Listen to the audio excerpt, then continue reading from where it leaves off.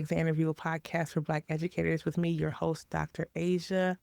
It's good to be back in the recording seat. And I have someone special with me today, Dr. Mary Hemphill. We met at FETC this January. Shout out to the folks at FETC, to Jennifer Womble, who was the one who got me to the conference. And so she is here today to share her story. Welcome to the show. Thank you so much for having me. When I say honored, I cannot wait to dive into this conversation. Yeah, we kind of started talking at the conference, sharing a little bit of your story. I put some of your clip on our social media. Folks went wild. They love you out there. And so I was so excited to get this podcast episode recorded. So let's just dive right in. And folks, before I even start, you got to follow her on LinkedIn. You got to get on the Instagram. She's out here everywhere. But let's start off with the very beginning. What was the decision that helped you decide, or the situation that you wanted to go into education, and what was that journey like for you? Oh, so when I say being in education was an honor in and of itself, because Asia, we talk a lot about generational patterns or breaking generational curses. But what I don't think we talk enough about is what happens when education is in your bloodline and you have people setting the bar with each shift of the generation.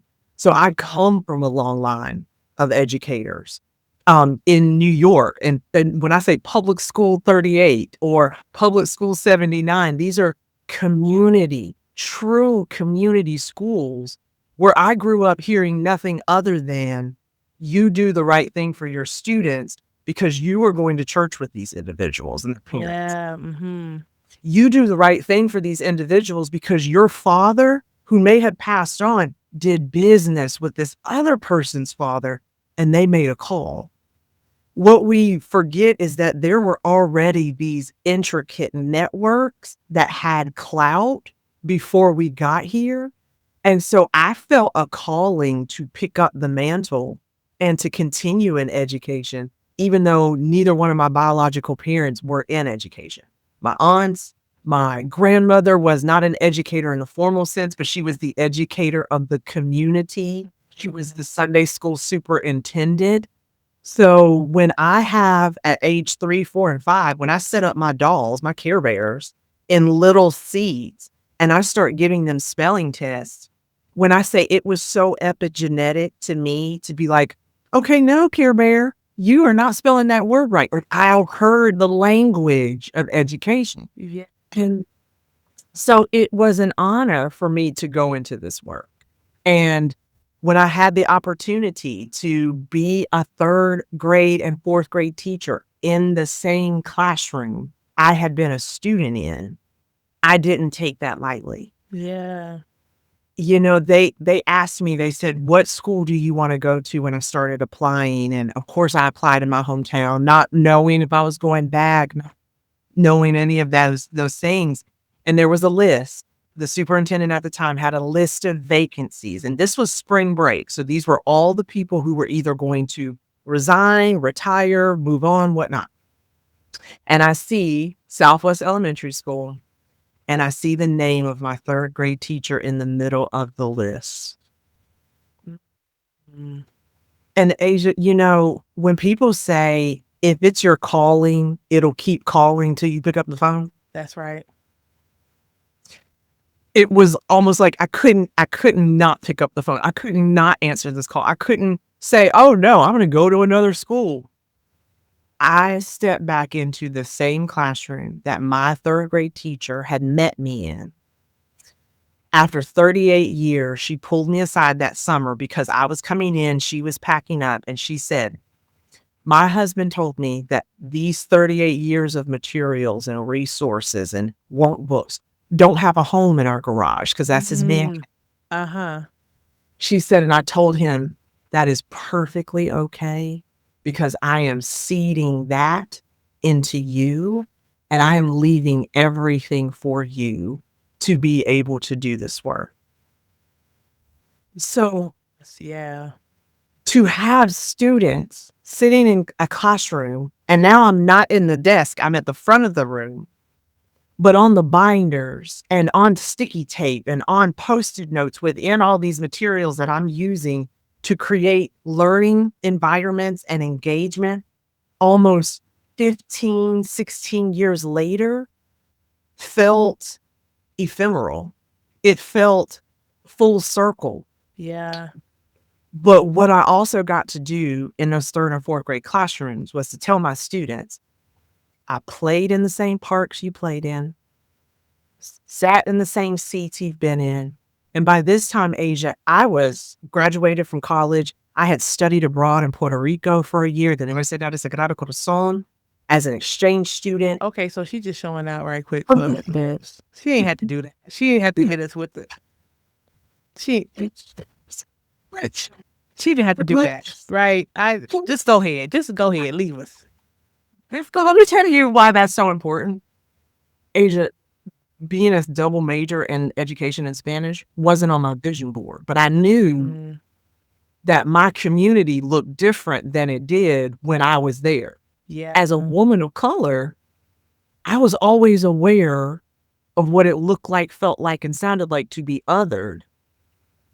So going and majoring in Spanish, yes, I had taken it in high school, but language was always required. That's just what it is. That's just what we do.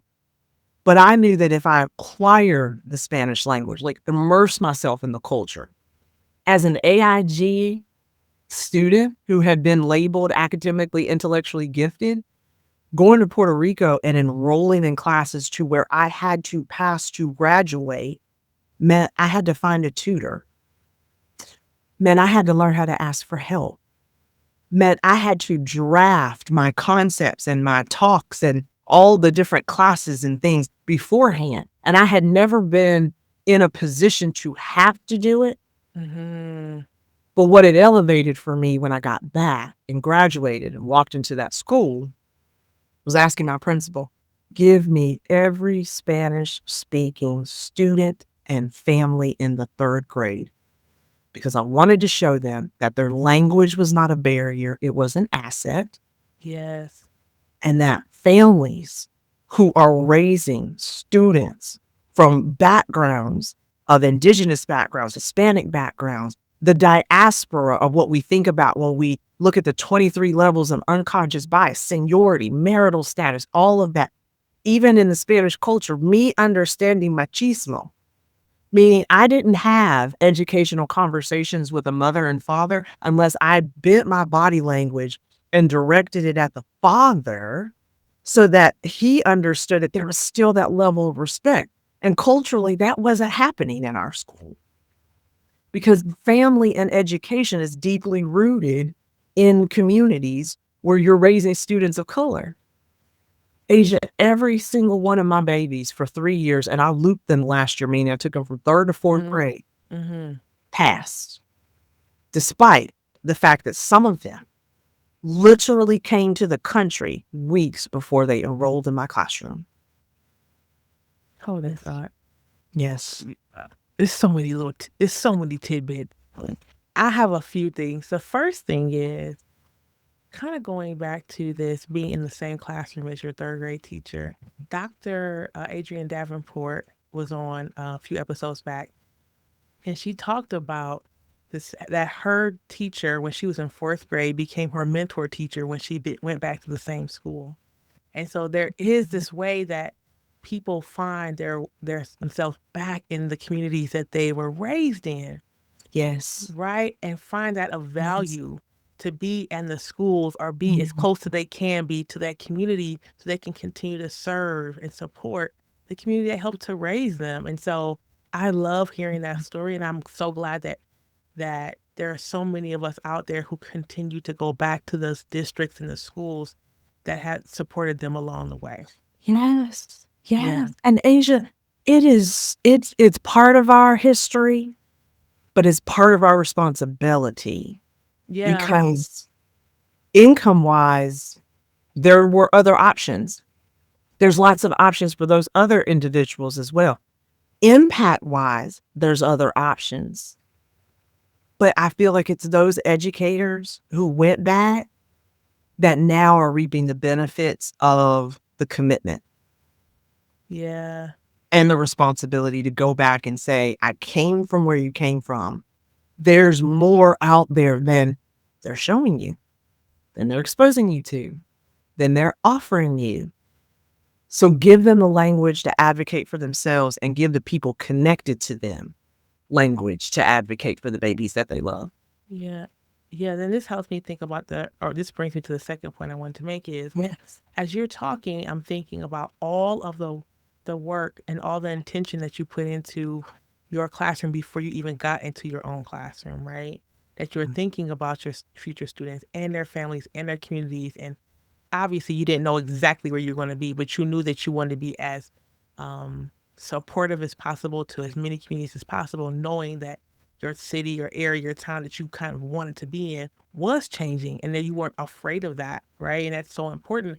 And so when we talk about on this show, folks transitioning to different positions or leaving education altogether, this is the kind of folks that we're losing, right? Is Mhm. that folks who are thinking about our children long before they see our children. And it is not that they just happen to have this position Mhm. this is where they ended up, but there was intentionality from the very beginning as to how they wanted to show up in a space to bring value to a community. And so I Ooh, just wanted to point those two things out. that's huge. And I love how you position that. Those are the people we're losing. Yeah. And it's sad because every single person I feel like who had left or who I've had the honor to share space with has said they have to sit down and weigh the pros and cons of staying in your home to prophesy a future that's possible or to go into a world where there's strangers to talk about why that prophecy matters. Hmm. And it's like, what do you choose? Well, So Jesus said you can't do miracles in your own land. say it. And so for some of us, it is Mhm. to transition to something else or go somewhere else. Yeah. And we're not done talking about your story, but I just did want to pause on Mhm. those 2 points of all of the work it took, Yeah. right? All of Yeah. the to putting yourself in, like you said, I'm gifted. Things come to me easy. Never have to strain, and I'm putting myself in a position to struggle. Seeing, understanding the end goal is going to be so much more valuable, right, than this like temporary challenge. So you taught third grade. Tell us more about that journey. Yeah. So I taught third grade, looped my babies up to fourth. And I did that for 5 years before I realized there was such a mentorship gap in what I wanted to do in terms of the impact. And what I meant was I wanted to do more outside my classroom. I wanted to be able to help BTs. I wanted to be able to help veteran teachers think differently about what's possible. And as a classroom teacher, your locus of control is small when it comes to what you can impact. Yes, you're impacting students and their families and communities, but school wide, district wide, unless you are just the type of educator who can navigate that balance. But Asia, that takes years. Yeah, it does. That takes years. And so I immediately decided that I wanted to go into administration. And I apply for a administration role, and I get placed in a high school. And you had been elementary all these years. Okay, thank you for pointing that out because We all have our favorites, and high school was not mine. So I want to hear how this worked out. I want to hear this transition. Yeah. I would have no qualms in saying I literally was hiding in my office for about a week because these big children, they have a vocabulary I'm not used to. Yeah. They have a way of subtly just dismantling a little bit. Like when I say in an elementary school, when you walk into the cafeteria and you're that teacher, you're gonna feel the love, you're gonna feel the feels, you're gonna be like, no. Okay. Hold on. Come on, that teacher. Come on, that teacher. Okay. We were when popular. Do yeah. Popular. Okay, like right, like we're here. And it's not I don't want people to think popular in terms of like something unfactual or something that's unfounded. I'm talking about the clout to stop a student in their track with a look. Yeah, that part. The warm demander, the cultural value to say now that you've taught years of students that the big brother's like, don't play in Miss Hemphill's class. Like that's what I'm talking about when I said Dr. that. Mary, Dr. Mary, I wish we would have been teaching together. We would have been shutting it down. Put it down. Hold on. So let me ask you. Well, yeah, let me ask you this question before you continue. Just backing up a little bit. They call you. They say high school. You said yes. I said yes. So tell me before you finish the story about that part. Why did you say yes? Let me tell you, and I love this question. In all things, this is what I will say that my parents did for me was they gave me the power of two things. They gave me the power of words and language based in death and life are in the power of the tongue. So they always, from the moment my mom found out she was pregnant, they spoke life into me. Right. Yeah. But the second thing, and this came from my dad, he always would say, when you ask better questions, you get better answers. So instead of me growing up in a way of thinking, what's going to happen in third grade when I'm in second grade? Or what's going to happen in high school when I'm in middle school? I always thought long term. What if I position myself now for my 5-year from now self? I always knew I wanted to be in education. And so when I got to teacher, I was like, okay, let me look at the climate. Let me look at the landscape. And what I know, I will not always be teaching teachers, meaning every student who comes in my classroom is not going to want to be an educator, which is why I went to Meredith, which is a private institution, Western, which was a public institution, and A&T, which was a HBCU, because my end game was to be a superintendent, and I needed to understand the landscape of public, private, and HBCU so that I understood the realities of the teachers coming to me, the communities coming to me, and be able to speak to students' futures. So I said yes to high school because I had done elementary. And as a superintendent, what have I heard my whole career? Oh, yeah, they're a superintendent, but never been in the classroom. Oh, yeah, they're the director of elementary school, but they came from middle. People love gaps. So I decided early in my career to have fewer gaps, which gave people less excuses to try to dismantle me professionally. So I wanted elementary, I wanted middle, and I wanted high. And I think that thinking it comes from not only being raised as a woman of color, but being raised by two parents who grew up during segregation. My dad was born in 1936. My mom was born in the 50s. So when it comes to civil rights, when it comes to autonomy, when it comes to women's rights, when it comes to all of these structures, how they trained my sister and I, how they taught my sister and I, always was not what's the next step. What are the 5 steps ahead of this that position you to be in this space? So I wanted to do the whole K-12 continuum so that when I got wherever I was going, I could speak to the realities of every level. Thank you. I appreciate that. And that makes so much sense. And again, that speaks to the Spanish, that speaks to lots of things, and it speaks to your work right now. But continue. You were high school, you were high in the office. So I'm in the You office. said yes, and now you in the I office. said yes, and now I'm cowering down. I'm just like, oh my goodness. What I will say is that high school gave me the end of the story that I had no clue existed. I had third and fourth graders who were graduating and moving on, and I know that I did my best. Are there things I would go back now and be like, I cannot believe I had a word wall? Like, there's just things that happen, right? Or timed multiplication test. Oh, heavens. Or rote memorization. I forgive you if you forget. Thank you. Thank you for the grace. What I had not banked on was I was the disciplinarian, or I was the administrator over the sophomores. Mm-hmm. At the time, I had a sophomore student who had walked onto the football team from 8th grade.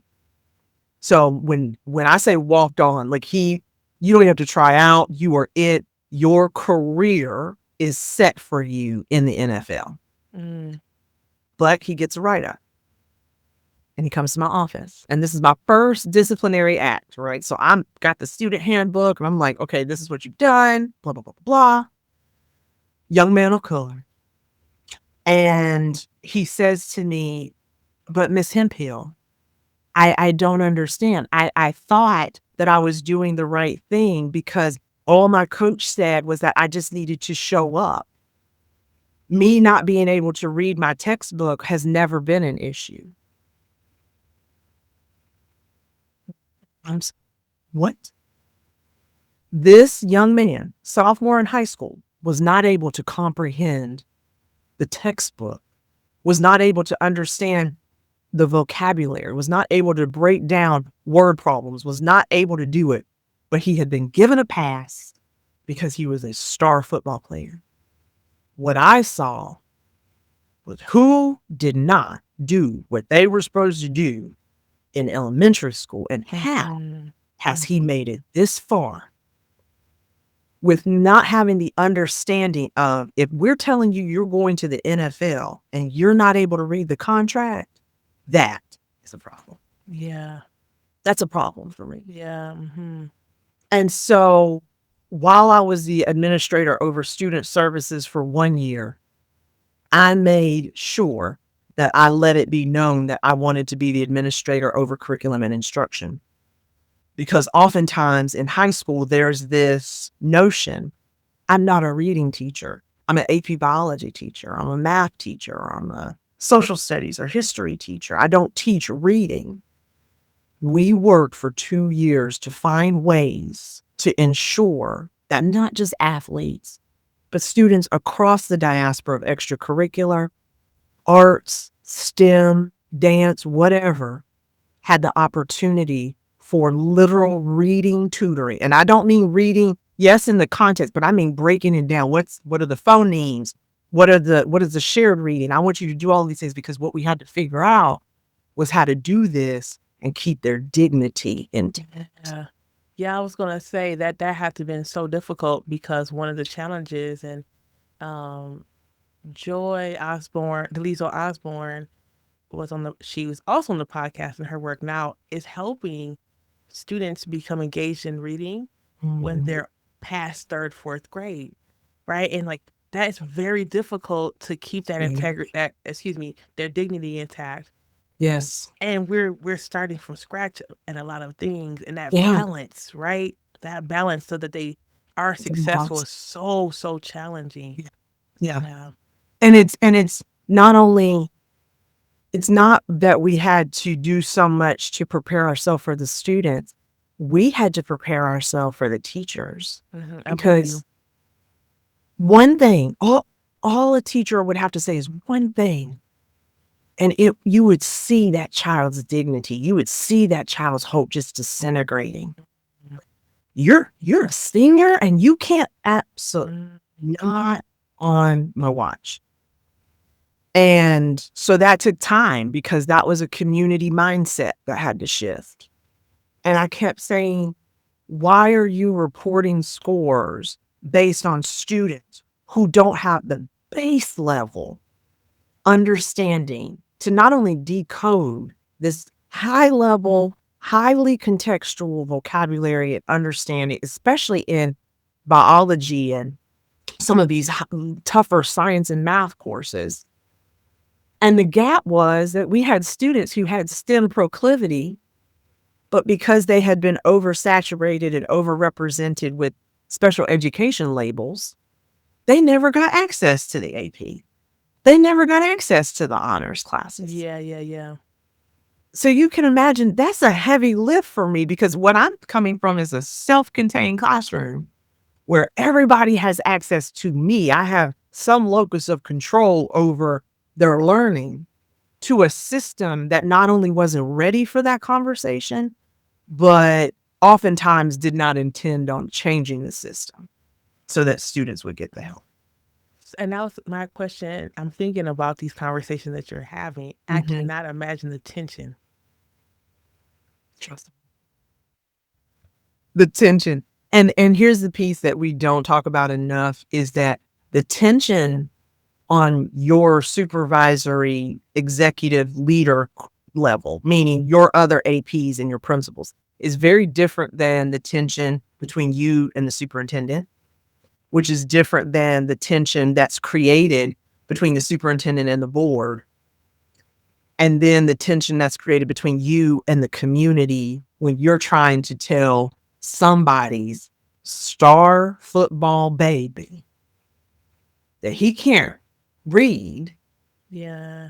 and that you will be setting him up to fail if you don't get on board with us getting him help.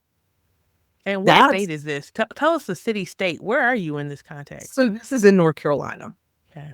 Yeah, this is in North Carolina. And this was a community, Asia, that was low socioeconomic. At the time, I believe we were 80 to 85% free and reduced lunch. Mm-hmm. And when I say that, I'm talking about from the feeder pattern of the elementary, middle, high. And it was a football town. It was a People's basketball. way out. This is families' way. Mhm, Meal ticket. It's their way mhm, to get to be someone. And mhm. in the future and in the current, my child Yes, start. They're getting stopped at the store. They're getting handshakes. They're getting yes, free stuff. They're getting the yes. recognition that the oh yeah, And by proximity, you're also a local celebrity. exactly. You're the mom of. You're the everybody has matching hoodies and the thing that And even when that child goes off to college, you still, to the point, Asia, there was a section in the stadium where the moms and the dads of the athletes would sit, even if your baby had graduated 10 years. wow. So you There was was a, coming in here and flipping tables over. and I'm like, absolute. But coming from a place of, again, going back to my thinking, I'm thinking about that child 5 years from now. Of course, yeah. When the contract is run up, or heaven forbid, injury, heaven forbid, I don't know, change of season. He wakes up, he doesn't want to play football anymore. He doesn't want to do basketball. They don't want to play lacrosse, soccer, right? Mm-hmm. It's across the whole continuum of sports that if they don't want to dance anymore, if they don't want to do United Nations or debate team anymore. We're talking about sports, but it applies to everything. Sure. When you challenge what the parent has aspired in their head and said, this is something that's not about what I feel, this is something about what I know. And without this knowledge, without this skill, without this information, the level and ceiling that you've created, they will only get here because the gap is in you doing the hard thing now. Mm-hmm. And that's hard for parents. That's hard for community members. That's hard for school leaders who have this professional persona. And when you challenge that, that comes with tension. That comes with labels. And it's hard to navigate that. Yeah. And how long did you do that particular work? How long did you, I mean, I fight the was, good fight of faith, I guess I I would call it. fight the good fight. I fought the good fight as an AP and as a principal because after that, I became a principal of turnaround school, always turnaround schools, for 8 years. Wow. 8 years, 3 years at that high school, and 5 years as a principal doing turnaround work in low socioeconomic populations and communities, schools that always look like the school I came from, Sure. in communities that desperately needed change. So when I would get a call or be always recruited, it was always this school's That's in. where you got to go. So obviously, the work that you did as an AP someone's found value in that, saw the work that you were doing, Yeah. saw the success you had, and Yeah. maybe some of the challenges that you had, and said, "We want you these other places." Mhm. Um, Mhm. and you said all turnaround schools. Listen, tough, Yeah. tough. And for folks who are listening who don't know what a turnaround school is, can you define it for us or give an Yes. example?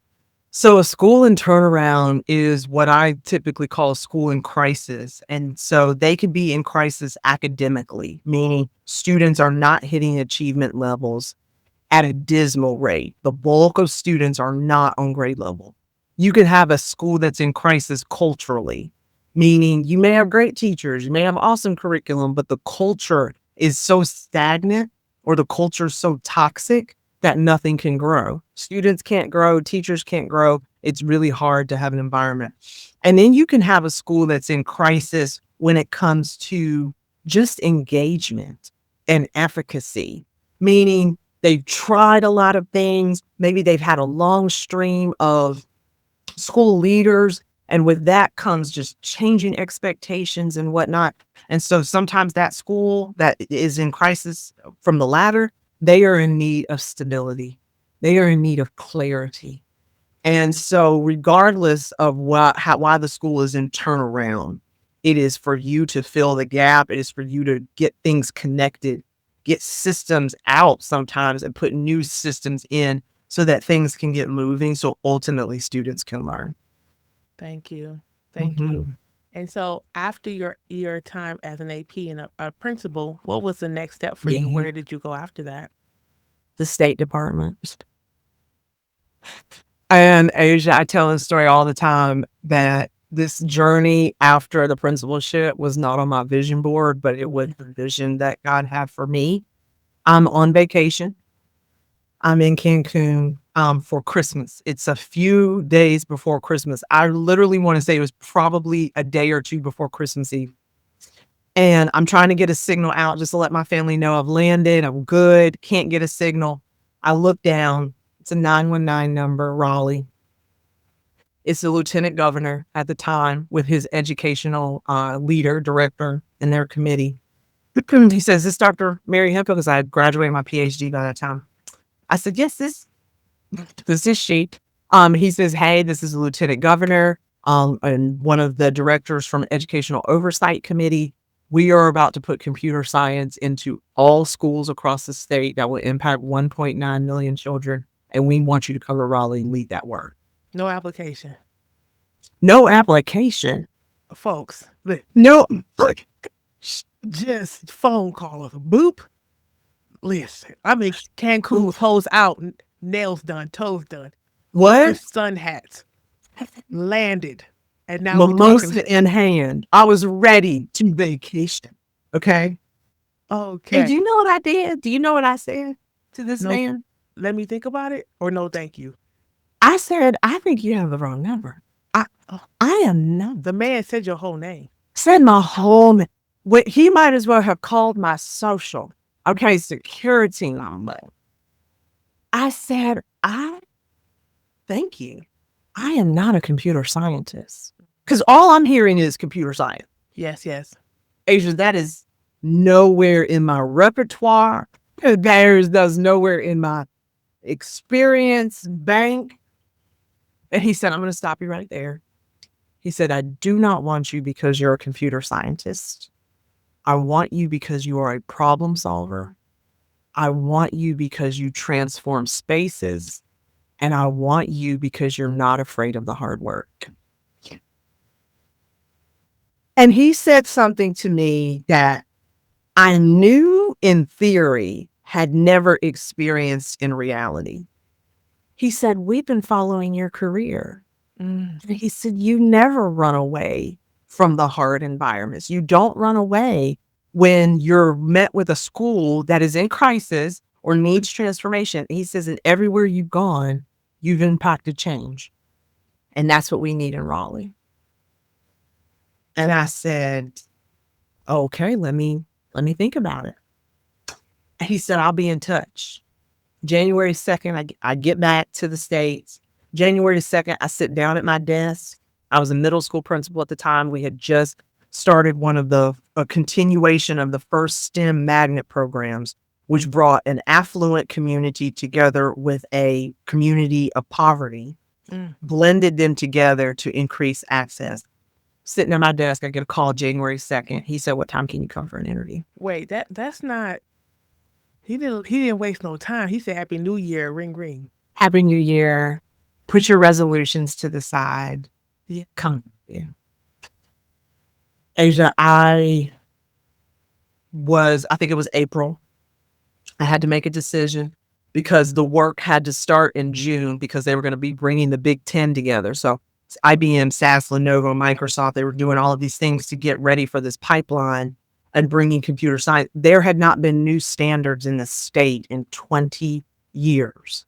And they wanted me to develop a set of statewide standards for not only computer science, but also artificial intelligence, cybersecurity, machine and virtual learning, all of which, by the way, were foreign concepts to me. Yeah.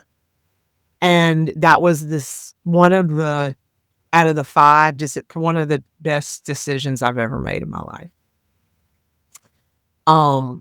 Leaving the school was hard. Yeah, of course. Leaving the community was hard because where I had looped my third and fourth graders, I looped my fifth graders when my superintendent sent me to the middle school. So I brought my fifth graders, their families, and the community over to the middle school. And there was trust there. Yeah, of course. Moved to Raleigh. And in 2.5 years, we had the first set of statewide computer science standards and legislation and policy to back it up. Asia, I guess he didn't have the wrong number.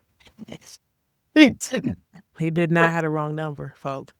And let me thank you for that. I love it what that did for me that I didn't know I needed. One of the reasons I did not get an EDD was because I wanted to know the next thing about how people think about leadership, how people think about education. And I did not realize that I had become comfortable in doing school. Like when you're in school, your whole life, you grew up, you know how to do school. Yeah. You know the systems. My mom was on the school board for 14 years. Like when I say we're in this thing. Yeah. We were in it. We were good. I needed a beginner's mindset for my sole purpose. Being the director of computer science for the state took me back to asking better questions, to positioning myself intentionally in the room so I could be quiet and learn. It gave me business acumen to watch these engineers and cybersecurity analysts and CEOs and how business deals are done. Like, that's not something you get as an educator. I learned the language of progression. I learned the language of the ask. Yeah. You go to somebody and you have to ask this big business to support 10 internships for high school seniors. Like, I didn't have the opportunity. I was a beginner in my industry again, in a very different place. Yeah. It just sharpened me. It challenged me because what did I even know about building statewide curriculum? Like, I had to learn and get up under people who knew way more than I did to make this happen. Best thing could have ever happened to me. I'm so glad you're saying that because I often think about folks who 20 years in third grade, 14 years in the same school, and they have a fear of relearning, right? They don't know, how would I even start that? How would I know this thing? I don't know what to do. And you're saying, I just paid attention. I was silent. I took notes. I asked questions. And I'm so glad that you're saying that because I know that there are lots of folks who want to try something new, go to different places, and they just don't know how to get there. Yeah. So and when they get there, what to do next. So I'm glad you're saying this. And Asia, I think there was uncertainty. Yes, there were days where it's like, okay, this was a risk. Yeah. But isn't that there with anything? Yeah. What I did not want over the risk was the regret of being 85 and saying, why didn't I do that? Yeah, absolutely. Or being, and this is when we think about education, I heard an amazing superintendent. I had the opportunity to go to the Off School Grounds Coalition 2 years ago, and I heard a phenomenal superintendent who said, you can be in education a long time and be ineffectual and not move from your position. Mm-hmm. I did not want to become that. Yeah. 30 years, and I should have left 10 years ago, but I'm in it, Comfortable. just coasting. Yeah. It's a life of coasting. Yeah. Like I'm not impacting anything, nor am I reaching my potential. Denzel Washington said, when you see a hearse, if you have not lived out your full life, then there's a U-Haul behind that hearse with all the ideas, all the things you didn't do, all of the lives and you did not impact because you decided to stay comfortable. Yeah, that's right. I didn't want that. So Yeah. So being in this space, unknown, risky, it took courage. There were days where I was like, I'm going back to a school. Give me my classroom. Like, this is comfortable. The reward, though, you can't take those experiences from me. The things I learned there, and that's when I decided and realized I was becoming an edupreneur. Like all of the 20 years plus of education and this entrepreneurial mind that had been wanting to come out, but I didn't have any systems to where my entrepreneurial mind could show up. Yeah. Let me take that back. Could show up and survive. Because to say thrive means that the system was created with me in mind, and it never was. On that note, you're not there anymore. And this No, is the Exit Interview podcast for Black educators. I'm not there. You're not there. And so the next question is, what was the situation that helped you decide that it was time to do something different? Absolutely. So given my background of being in transformational schools and always a school that required a crisis plan, I was not unaware of, and I was not inexperienced in being in situations where the stakes are against you or the information is scant, but you have to make a decision. So I immediately, once computer science got up and rolling, I was over a new academic area and I was named the director of academics, meaning I went from a one-person team to having 86 people under my umbrella across every content area. Wow. At the state level, which is always fun. Asia, the amount of challenges, the amount of issues, and I'm over everything from high school graduation to figuring out how we're going to do the training and orientation for LGBTQIA students. Mm-hmm. Like these conversations are everything from legislation and policy to practice and implementation. Mm-hmm. And I realized about 6 weeks into it that I was asked to take over all the academic areas because I was vigilant. But I also was starting to be labeled as a vigilante because I kept bringing up what was happening. Mm-hmm. And there's only one letter difference between vigilant and vigilante. Because when you're vigilant, you're observing, you understand, you're raising the issues, you understand the system, you know how to navigate it, you understand bureaucracy, but you also know how to get urgent change and who to speak to. It requires this dexterity. But once you start raising the bar or raising the flag or ringing the bell on too many things, the vigilant got you the job.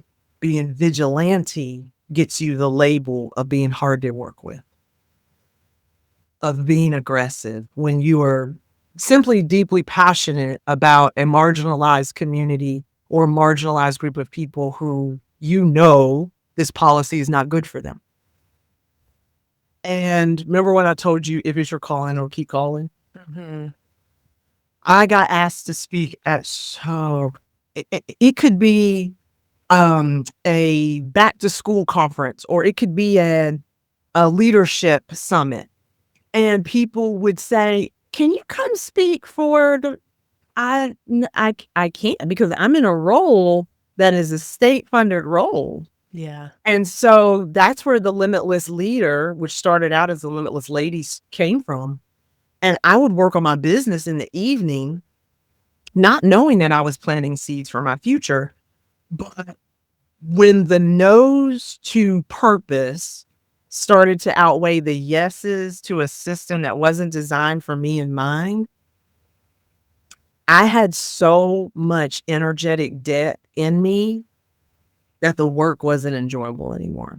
Mm-hmm. I I had learned the system so well that I could go through. I was making change, I was making impact, but it wasn't necessarily hard, fulfilling, or as deeply impactful as I thought it would be. And in 2022, January, I had to make a decision. And I said to myself, what would happen if I make an exit strategy to leave this role and literally live off of what I could make in my company? Because when you have been 22 plus years and you know at the end of month, you were going to get paid. Every month. Like clockwork, Yeah. holidays, when you know that your insurance cover, like boom, you're good. Like you have to plan for that. You have to do a mindset shift for that. And I was no longer in a space where me being vigilant was enough. Mm-hmm. And I had, at that time, I'm getting older, and I had become really comfortable with not being a vigilante the way they labeled me, but I was okay being a disruptor. Yeah. And I knew that the system was not designed for disruptors. So what I say to people now who are thinking about making a shift, and make, especially women of color, I say a lot of times that the safest place for a woman of color to work is for herself. Say it again. Say it again. Nope. Say it again. Like, for a woman of color to work is for herself. Yeah.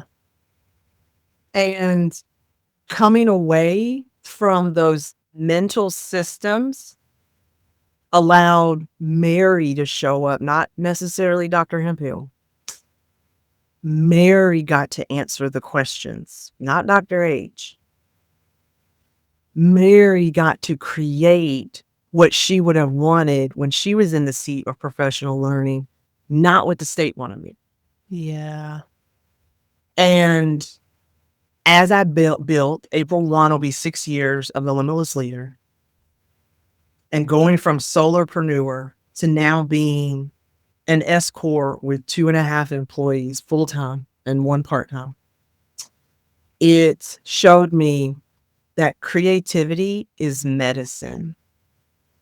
And the system I was in not only didn't allow me to be as creative as I needed to be, I wasn't as creative as I wanted to be in bringing people what I knew was going to be different. And not to say the best or perfect, but I knew it was going to be impactful so that students would win.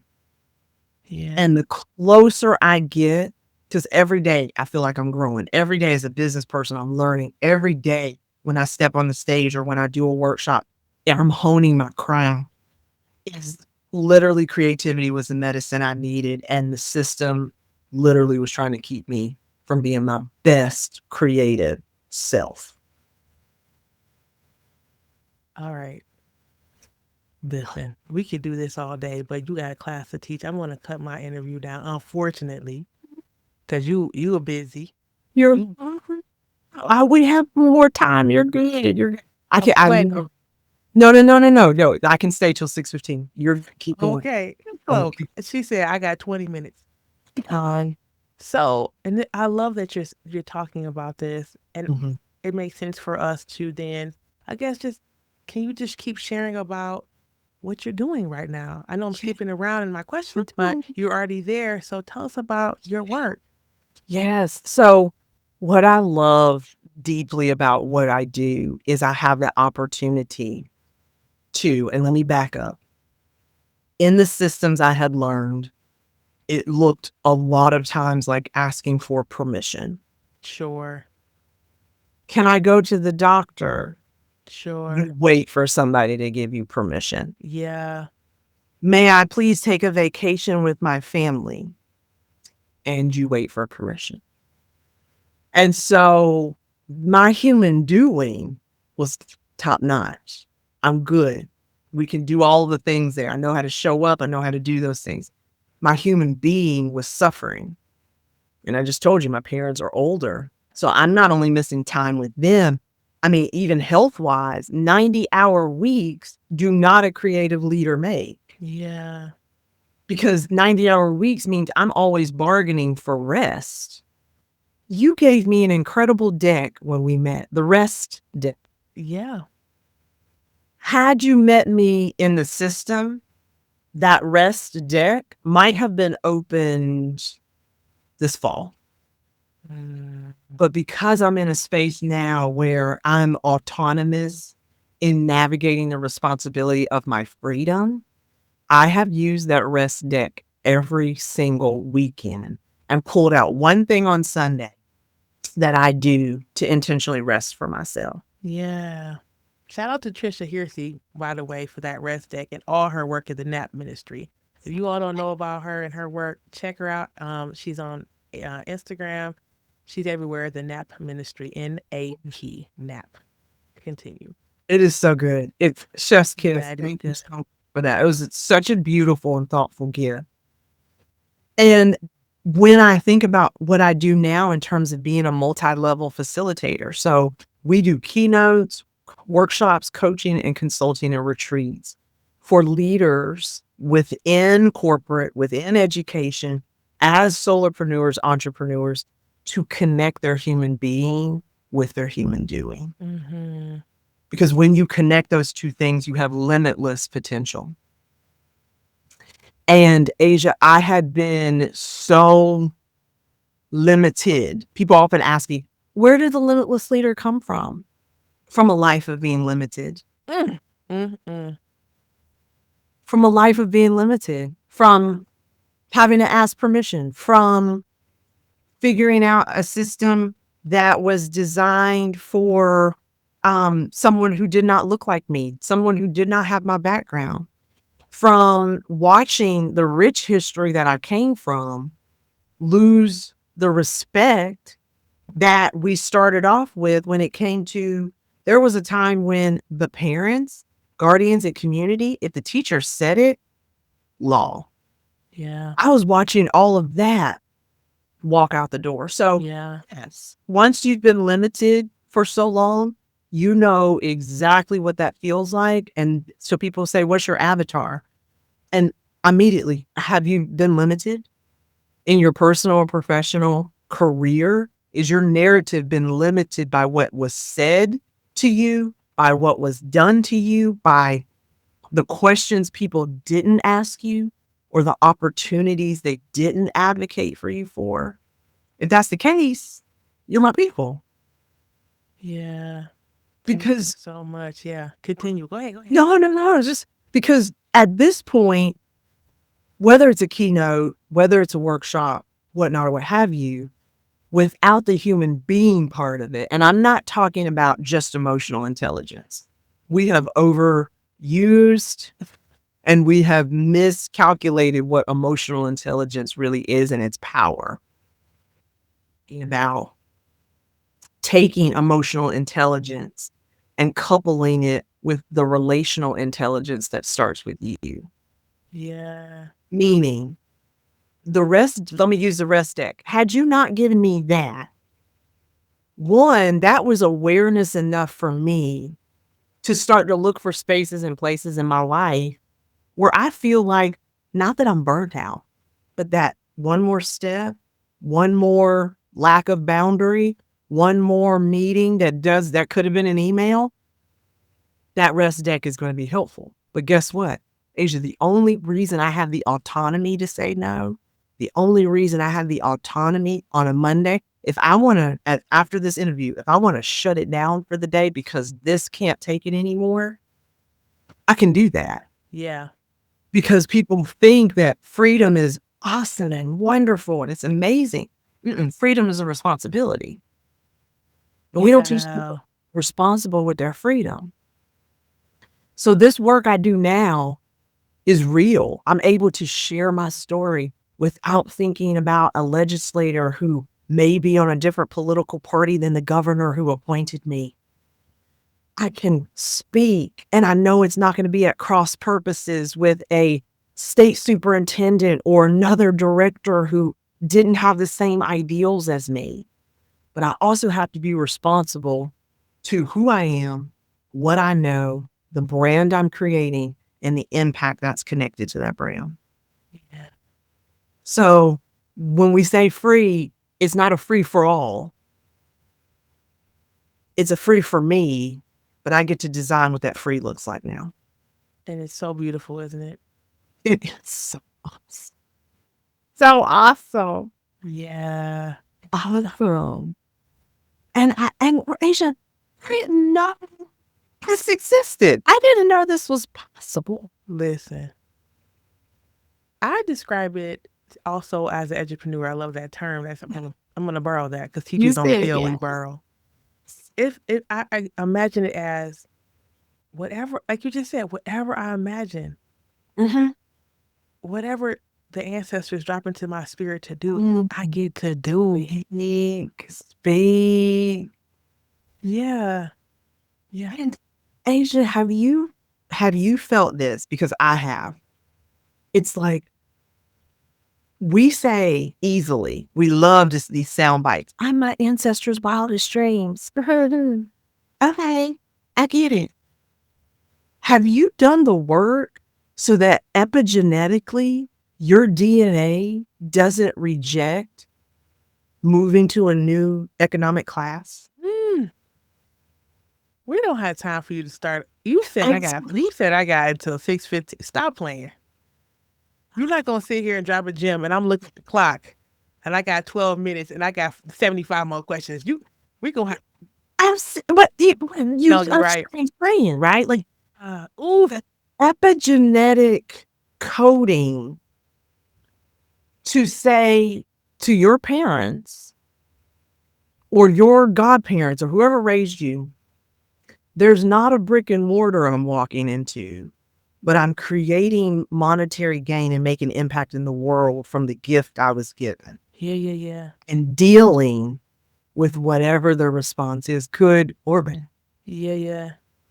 And I use the example, I come from middle class. We were not rich by any means, but we had everything we needed, right? Food, water, shelter, love, all of that. We had all the things.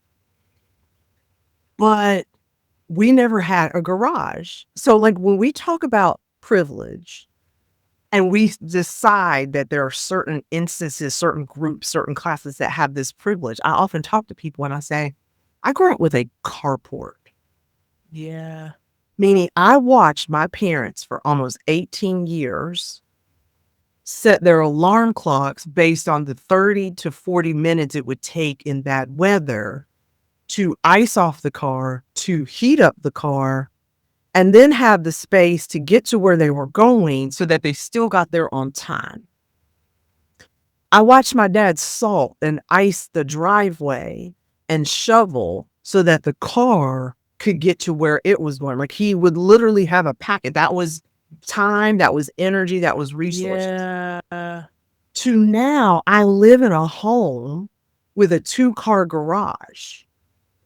I've only known, yes, I have to be there at 8. I need to get up at 6:30 or 5:30 because there's this 30 minutes where I have to get ready to go into the environment with my vehicle. That has been eliminated. Epigenetically, my nervous system and my brain had to rewire itself for the language of efficiency, the language of a need that has been eliminated. Yeah. So now, instead of me setting the alarm for 5:36, if I could be there at 8, I can get up at 6:30. I can ease into my day because my car is safe in my garage. And at the touch of a button, I can warm it up without putting the key into an ignition. Yes. That's foreign to me. And it's no small thing, because guess what? The reality that I'm creating right now is the new bottom for the next generation. When and if I have kids, my kids will never know growing up with a carport. So you talking about generational curses, and I'm talking about just the language of accessibility, the language of time freedom, the language Yeah. of understanding that, yes, and we're not talking 100 years. In the very short 20 some years to now, we've established a new bottom. And Asia, I'm not talking about empathy. I'm not talking about kindness. I'm talking about a garage. Yes, I got you. I'm sitting here processing everything you're saying right now. This is fantastic. Yeah. You see what I'm saying? So Yes, I do.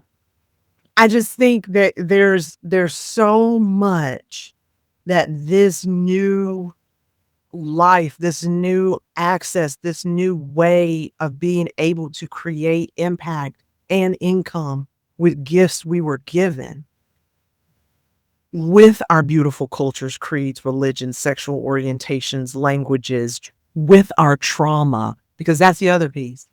The journey I've just told you about was not perfect, but it was real, and it doesn't make me any less deserving of any of it. Yeah. And so this ideal that you have to go lockstep, win, grow, lockstep, win, grow, replicate. That's not entrepreneurship. Entrepreneurship is try, fail faster, get it, go back to the beginning. Try again, get a little bit further, do a new idea, you got new information, start again from the beginning.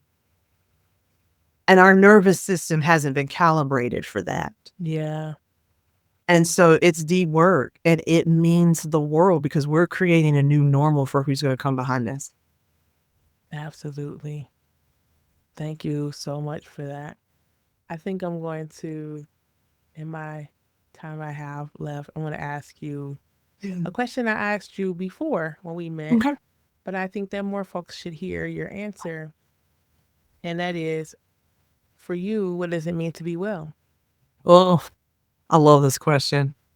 For me, to be well means that I'm as close to, if not on top of, the reason that my soul was given purpose. To be well has nothing. Go ahead. Just go ahead. To me, being well, yes, I want to be healthy. Yes, I want to be in my mind. I want to be able to compartmentalize and grow and bring these things out and deal with my trauma, and I want to be healed. But if I am so far away from my soul's purpose that I'm literally creating energetic debt every single time I say no to the right why and say yes to the why that's right in front of me, I am doing myself a great disservice, and I'm unwell in that.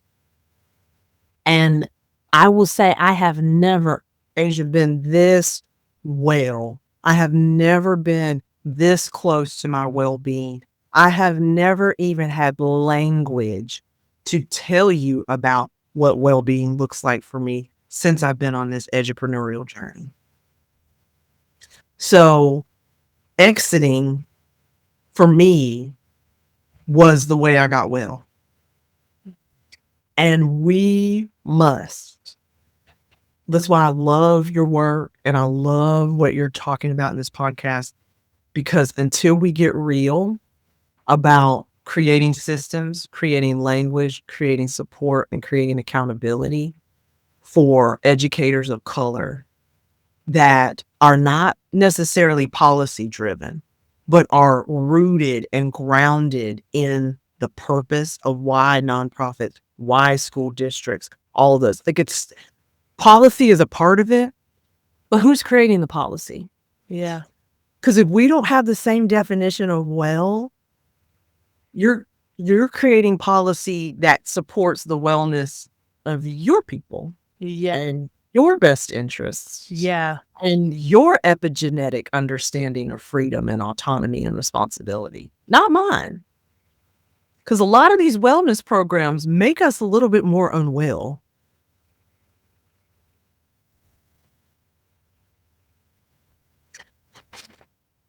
Just don't listen. I'm serious. I know you're serious. I know I'm you're serious. because And I've seen it. yeah, you say that so beautifully that the ways that you can see that.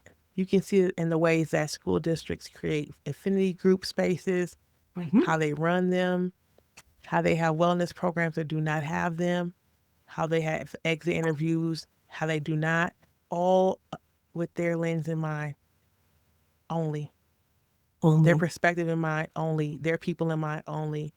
Um, and so we do have a lot of Black folks who are not well and are still in education, trying their best to show up for our children and for their colleagues, and are just not well. And the folks who leave and they're going to nonprofit or going to being entrepreneurs or doing something Mhm. else and are still not well. Yes. Yeah. Yes. Mm. Yeah. Um, we're gonna have to leave it here, folks, because I'm about 3 minutes before she gonna have to just close the computer up on me. But this has been fantastic. Dr. Mary Hemphill, thank you so much for being on the podcast. If people need to find you, if they want to reach out and work with you, how can they find you? Yes. Go to LinkedIn. I'm on LinkedIn. Yes, she is, folks.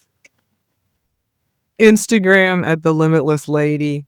And our website is www.bealimitlessleader.com. You'll find services, products, ebooks, and there's a form. Let's work together. Just click on that form and we could set up a virtual coffee chat and connect.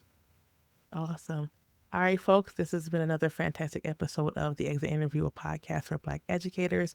Thank you so much for listening, and we hope to see you again. Peace.